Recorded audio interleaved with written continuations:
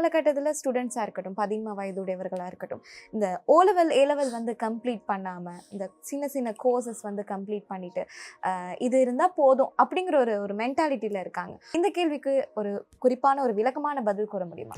Sure. First நான் இந்த கேட்ட கேள்விக்கு நான் அப்ரிஷியேட் பண்ணும். ஏன்னா நிறைய பேருக்கு இருக்க டவுட் இது.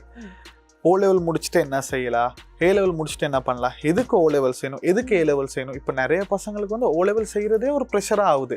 இப்போ ஓ லெவல்னா என்ன, சாதாரண பரீட்சை. நான் பசங்கிட்ட சொல்கிறது, சாதாரணமாக படிச்சிங்கன்னா சாதாரணமாக ஓ லெவலை உங்களால் பாஸ் பண்ணலாம். ஏன்னா எல்லாருக்குமே தேவையான ஒரு விஷயம் இந்த ஓ லெவல். ஏன்னா இந்த ஓ லெவலில் நம்மளுக்கு என்னென்ன வருது, மேக்ஸ் வருது, சயின்ஸ் வருது, நம்மளுக்கு வாழ்வியல்ல டே டு டே ஆக்டிவிட்டீஸ்க்கு தேவையான சப்ஜெக்ட்ஸ் தான் இந்த ஓ லெவல் இருக்குது. அப்போ அது கம்பல்சரி. இப்போ இந்த ஓ லெவல் முடிச்சு அடுத்து நம்ம பெர்ஃபார்ம் பண்ணுற போகிறது தான் நம்மளுடைய அட்வான்ஸ் லெவல். ஆனால் இப்போ நிறைய பேர் வந்து அட்வான்ஸ் லெவல் செய்யாமல் ஒர்க் போகிறாங்க, இல்லாட்டி ஒரு ஷார்ட் கோர்சஸ் போகிறாங்க. அந்த மெயின் காரணம் என்னென்னா, அவங்களுக்கு ப்ரொஃபஷ்னல் கோர்ஸுக்கும் ஒகேஷ்னல் கோர்ஸுக்கும் டிஃப்ரென்ஸ் தெரியாது. இப்போ நீங்கள் ஒரு டாக்டர் ஆகணும்னா ஓ லெவல் முடிச்சுட்டு உங்களுக்கு டாக்டர் ஆக முடியுமா? ஏன் முடியாது?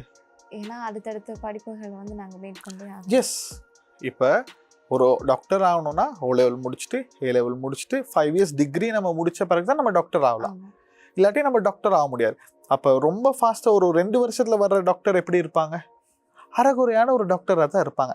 அதே மாதிரி தான் நம்ம அந்த கோர்சஸ் நம்ம எடுக்கிற போது அந்த வெயிட்டேஜை நம்ம பார்க்கணும், என்னென்ன விஷயத்துக்கு நம்ம அதை படிக்கிறோன்னு.